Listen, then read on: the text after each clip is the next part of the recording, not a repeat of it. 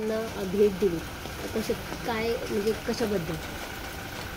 कोल्हापूर जिल्ह्यामधली सर्व क्षेत्रातली आणि सर्व व्यावसायिक किंवा ज्यांचा धंदा आहे किंवा ते इतर प्रोफेशनल आहेत अशा सर्व लोकांच्या संघटनाचे प्रतिनिधी आज खास गोव्याच्या मुख्यमंत्र्यांना भेटायला आले आणि त्यांचे फक्त विकासाचे प्रश्न की ज्यामध्ये रेल्वे असेल, पर्यटन असेल किंवा इतर सर्वसामान्य माणसांचे प्रश्न असतील ते गोव्याच्या मुख्यमंत्र्यांनी देखील त्याला पाठिंबा द्यावा या दृष्टीने आजची बैठक होती.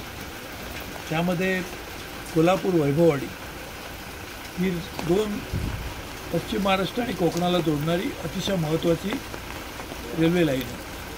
ते जर झाली तर केवळ महाराष्ट्राच्या 720 किलोमीटरचा फायदा होणार नाही तर गोव्याचाही फायदा होईल. कारण किनारपट्टीला एकदा हिंटरलँड जोडली गेली की त्याचा फायदा संपूर्ण सर्वच लोकांना होईल. म्हणून ही रेल्वे लाईन मी रेल्वे मंत्री असताना त्यासाठी सर्वे झाला होता. पैशाची प्रोव्हिजन 550 कोटी रुपयाची प्रोव्हिजन केली होती. परंतु तो प्रकल्प कुठेतरी अडलेला आहे. त्याला पुन्हा गती देण्यासाठी मुख्यमंत्र्यांनी मदत करावी म्हणून एक होती. कोल्हापूर जिल्हा हा खूप प्रगत जिल्हा आहे. प्रत्येक क्षेत्रामध्ये कोल्हापूरचं पाऊल हे नेहमी इतर महाराष्ट्रातल्यापेक्षा थोडंसं पुढेच पडलेलं आपल्याला पाहायला दिसतं. परंतु दुर्दैवाने कोल्हापूरला अजूनही हायकोर्टाचं एक बेंच तयार झालेलं नाही.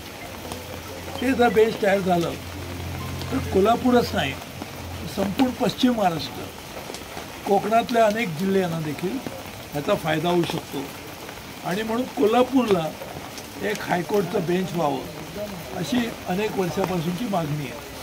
ती मागणी पूर्णत्वाला नेण्यासाठी आज मुख्यमंत्र्यांनी देखील त्याला पाठिंबा द्यावा. कारण गोव्याला हे हायकोर्टचंच मुंबई हायकोर्टचंच एक म्हटलं तर बेंचच आहे तिथे असतं आणि म्हणून त्या दृष्टीने देखील आम्ही अपेक्षा केली. त्याखेरीज कोल्हापूर जिल्हा आणि पश्चिम महाराष्ट्र हा औद्योगिकदृष्ट्या प्रचंड पुढारलेला आहे. म्हणजे जगातली अनेक थोर मंडळी जे उद्योग करतात ती कोल्हापूर जिल्ह्याशी कुठे ना कुठे त्यांचा संबंध आहे. फाउंड्री उद्योग हा कोल्हापूरमध्ये खऱ्या अर्थाने जन्माला आला असं म्हटलं तर अतिशयोक्ती होणार नाही. पिस्टन उद्योग देखील फाउंड्रीचाच एक भाग आहे. मेनन उद्योगांनी देखील काम केलेलं आहे. या सगळ्या उद्योगांनी देखील आणि स्मॉल स्केलमध्ये खूप पुढे आहेत. दूध म्हणा, साखर म्हणायच्यात, सहकारी साखर कारखाने आहेत, स्टार्टअप्स आहेत. त्या सगळ्या मंडळींनी एकत्र येऊन गोव्यामध्ये जेव्हा कुठचाही विकासाचा प्रकल्प येणार असेल तर त्याला देखील पूर्णपणे पाठिंबा देण्यासाठी आम्ही एकत्र येऊन काम करण्याचं ठरवलं.